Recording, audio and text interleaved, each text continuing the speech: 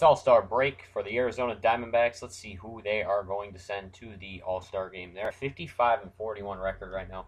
14 games over 500. A really good start to this point in the season. Michael Waka will be starting the game for the National League. One of the best pitchers in baseball this season. All those guys having absolutely outstanding years. We did get Addison Reed, surprisingly, who had the highest ERA of any of the closers to make the All-Star game. He only has 2 blown saves, as you can see right there, which is very good. Well, he has 2 losses, which usually indicates blown saves. But you're going to see that as we do a stat update later. Somehow, Paul Goldschmidt made the All-Star game, even though he's hitting about 260, I believe. 259, actually. He's having a pretty rough season. Still has a high OBP, though. He has drawn 57 walks at the All-Star break and stolen 6 bases as well. And then on the bench, we got Miguel Montero, who's having a good start to the season, a lot better than his last season, and on par with his career numbers. Also has a 328 OBP, which is pretty good. Anything over 320 or around 320, I really like on the team because that means they get on base about a third of their times up. Anthony Rizzo made the All-Star game. I don't know why I was checking him. And we also got Denard Span, who was playing leadoff, so his batting average is a little low, but he's now hitting number 2, and he's been doing a little bit better. It was down below 260 average. His OBP is decent still. He doesn't strike out a lot, though, and I like that. He also hits 301 runners in scoring position. We do need to look into acquiring someone who can steal more bases later on in the offseason, though. And then here you can see is an incredibly sped up version of the stats up to this point. As you can see, Paul Goldschmidt is leading our team in a lot of categories, hitting-wise, and batting-wise, just in general. But Daniel Nava actually is leading us in OBP, but I don't know how much of that was beforehand when he was on the Boston Red Sox. So you can see we suck against left-handed pitching, hitting 228, I think it was. But a lot of our success this season has been predicated on the fact that our pitching staff has been absolutely dominant. Like very few pitchers have an ERA over 5. I think the only one at this point was, I think there was 2. I think it was Joe Thatcher, Will Harris, and Josh Colemanter. All had ERAs over 4, but they were the only ones out of 12 pitchers. Everyone else had like a 3.8. It was about 3.8 for pretty much everyone. Here's another trade we made. I acquired J.B. Shuck from the Los Angeles Angels. Now, what this allows us to do is we can put him in left field because he's got decent speed. He's not the best fielder, and he doesn't have the strongest arm. And here's another trade for Kelvin Herrera, which I did show in the last video. I wanted to get Tim Collins because he was left-handed, but he's also been having a very poor season. And we also got a right field prospect out of this, all for David Hernandez. I thought that was a really good trade because we can have Kelvin Herrera step in now to the role that Hernandez would have filled next season. And he's absolutely great. He's a great. He throws really hard, hits 100 regularly. Let's set up this game. We're going to be taking on the Cincinnati Reds. It's going to be Bronson Arroyo versus his former team, and Homer Bailey, one of the most overpaid pitchers in baseball. Going back to the Shuck trade, he has contact 75 or above, I think, against both sides, and he has really good plate vision. Not a fighter, but he has a really high OBP, and he has decent speed. Not a great fielder, but he does have a really high contact rating, so we can bat him leadoff or number 2 if we acquire someone who's a little bit faster.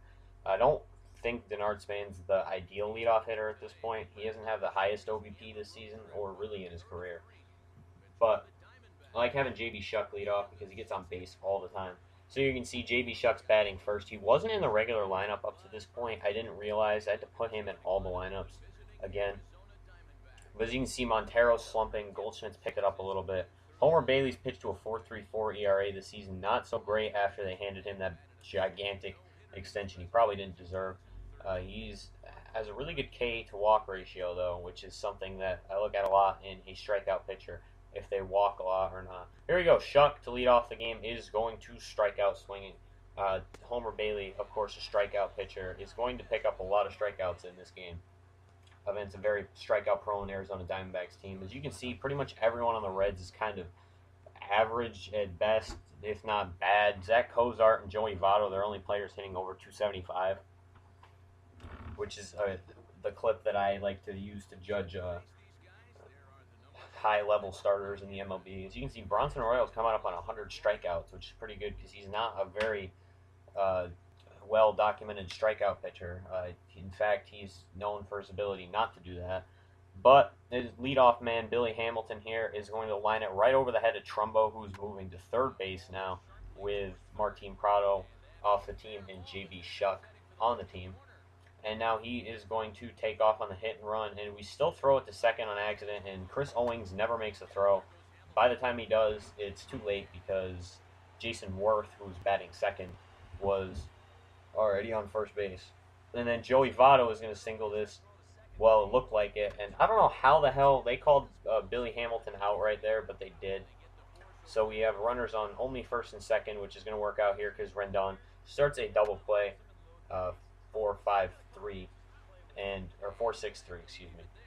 Daniel Nava enters this game with a 12-game hit streak, and that's not going to continue, or that's going to continue right here, excuse me, as Brandon Phillips makes a good defensive play but is not able to make a throw in time. Nava will get on base, but we strike out here with Paul Goldschmidt or Miguel Montero, I think, to end the inning. Here, hard shot up the middle. No one can field that. No one's there to field that because he went right past Arroyo. We have a runner on first, and then here is going to be a hit lashed into center field. Span holds him at second with a good throw, even though he wasn't going for second to begin with. So we do have runners on first and second, 0-2 count, and strikeout swinging. Something you won't hear a lot. Bronson Arroyo gets a strikeout.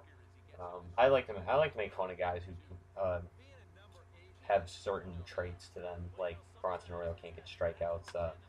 Josh Beckett, not Josh Beckett. Who the hell am I thinking of? Oh well.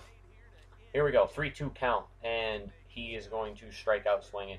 Not a good play right there. Well, it was good plate discipline by Bronson Arroyo to almost draw a walk. Shuck strikes out again for the second time in this game, and we are on to the fourth inning. Or the bottom of the third, excuse me. We are in Cincinnati. One of the storylines to watch in this game, look at Miguel Montero throw out Billy Hamilton on the bunt attempt, by the way. One of the storylines to watch in this game is Cincinnati is the oldest team in baseball, and Arizona is one of, if not the youngest, one of the newer franchises. I believe it only started in 1998. It was Arizona and I don't remember the other one exactly, but it's very recent. Here we go, though. Shuck is going to track this one down. A play that would have scored a run if Trumbo was out in left field, most likely anyway. We do hold them at second and third, though, with 2 outs. All we need is a ground ball or a fly ball, and we get it right here. Goldschmidt will field it and run over to first base, and that will get us out of the gym. Still scoreless here in the bottom of the fourth, and Arroyo is going to give up a deep fly ball, but it doesn't result in anything because Nava can get back fast enough to field that. So we're on to the fifth inning, and we only mustered up 1 hit, so I was like, I'm going to sim a little bit of offense to see if we can get anything going. We do get a hit, but that's it. Nothing results from it. 1-1 count. They are going to get another man on base here. I can't see exactly who that is, but it doesn't matter because there are no outs in the inning. I believe it was a pitcher, actually. And a nice curveball right there, and it's actually going to induce a double play. So now Arroyo is out of the jam. No runners on base with 2 outs, and he would get the final out. 2-2 count here.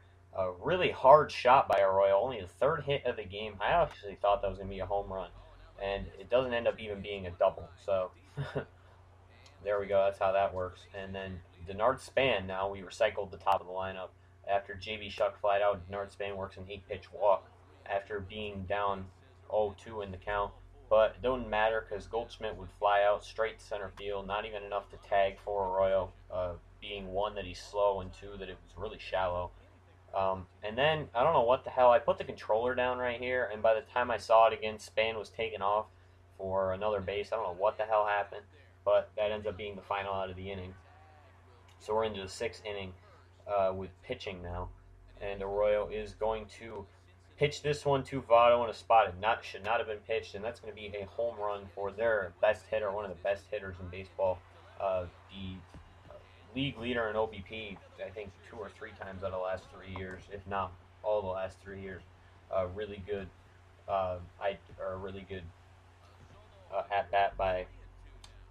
Joey Votto, and then Brandon Phillips strikes out looking here. Um, you knew he wasn't going to get a walk. Don't even lie. It's Brandon Phillips. Come on.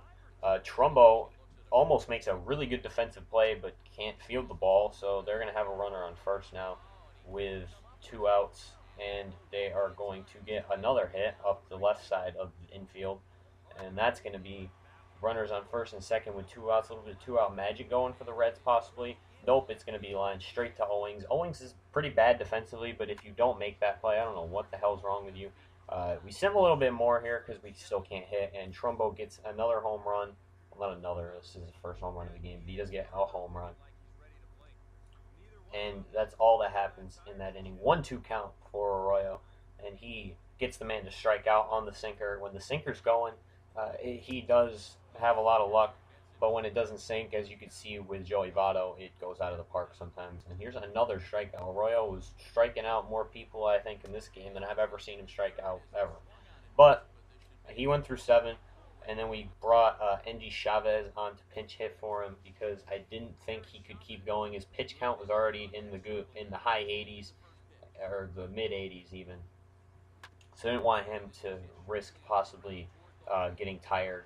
And at this point, he wouldn't have been tagged with the win, but it doesn't matter. Look at that glitchy ass animation, by the way. I thought that was bullshit when it happened. Cesar Ramos comes on, 1.1 ERA in 16 innings or 16 and a third innings of work, even though he's been playing, I think, almost the full season. And he walks Votto on 4 pitches right there. Actually, Ramos hasn't been playing the whole season. We just called him up recently when I don't remember what we did. But that goes right past Rendon. That was a really strange play. And then a really bad fielding decision by me leads to them scoring a run. Although I thought he was out. I was kind of irritated when this happened. I thought he was out. I did watch a replay, I believe, and he was not out.